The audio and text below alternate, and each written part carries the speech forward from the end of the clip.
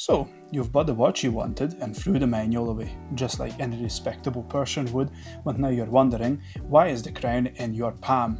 Classic. Well, don't you worry, I'm here to give you a hand. Hi, I'm Danny and you're watching Stirling Timepieces watch tutorials.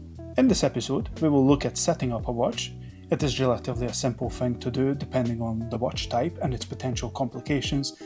When I say complications, I don't mean it's complicated to set, it just refers to any extra capabilities the watch is capable of, showing you a date, maybe it's a diver, a GMT, a moon phase, a chrono, or whatever. We will look at most of these in the next episode. Let's look at quartz watches first. To be fair, the principles are the same between a mechanical and a quartz piece, apart from one important thing, but one step at a time. Your first job is to locate the crown on the watch. This is the little knob traditionally located at the 3 o'clock position. The crown either just stands alone or it has two guards around it. The crown guards are exactly what it says on the tin. They protect the crown from external forces so it doesn't get damaged. Most of the tool watches will be equipped with them. Dress watches and pieces that are not intended for rugged use usually just have a simple crown at 3. Now that you have found the crown, you should figure out if it's just a simple pushdown crown or maybe a screwdown crown. If the watch has a simple pushdown crown, you should be able to simply pull on it and it will pop out into its first position. Don't pull the crown like a maniac, it will be ripped out from the watch and now you can cry and make up stories to customer service. They're delicate, so try to be gentle. Depending on the watch's complication, the crown can have multiple positions. If your quartz has a date function, just pull the crown to the first position and turn the crown to clockwise or anti-clockwise to change the date. To set the time, just pull the crown further to the second position and set the correct time.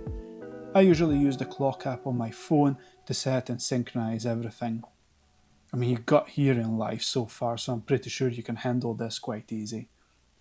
If your quartz has a screwdown crown, things are pretty much the same, but instead of pulling the crown, you should twist it anti-clockwise to unscrew it. Most die watches and tool watches will have screwdown crowns. These are more secure and provide better water resistance in general. You can achieve a decent level of water resistance with pushdown crowns as well, with O-rings, gaskets, but after a certain depth they just don't work very well. Once you've unscrewed the crown, just do the same thing. Find your positions, set the time and the date, and then the most important thing, screw it back down. One of the biggest user errors is not pushing or screwing the crown back down. This can be catastrophic to the watch. Now, let's look at automatic watches.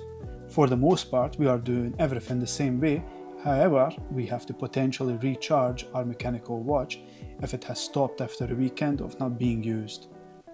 If your piece has a pushdown crown, you usually wind the watch to gain some power without pulling the crown out. Just simply turn the crown clockwise, and after a few turns you should be able to see the second hand spring to life. Once done, pull to first position and set. Winding a screwdown crown is pretty much the same. Unscrew and wind, then pull to positions and set. You might notice that pulling a mechanical piece's crown to first position will stop the second hand. This watch is equipped with hacking seconds. With the date setting, there is a rule that we need to follow when dealing with mechanical pieces. You should always avoid changing the date on a mechanical or automatic watch between 9 PM and 3 AM unless you have a true GMT. The reason for this is that the watch usually starts changing the date between this time.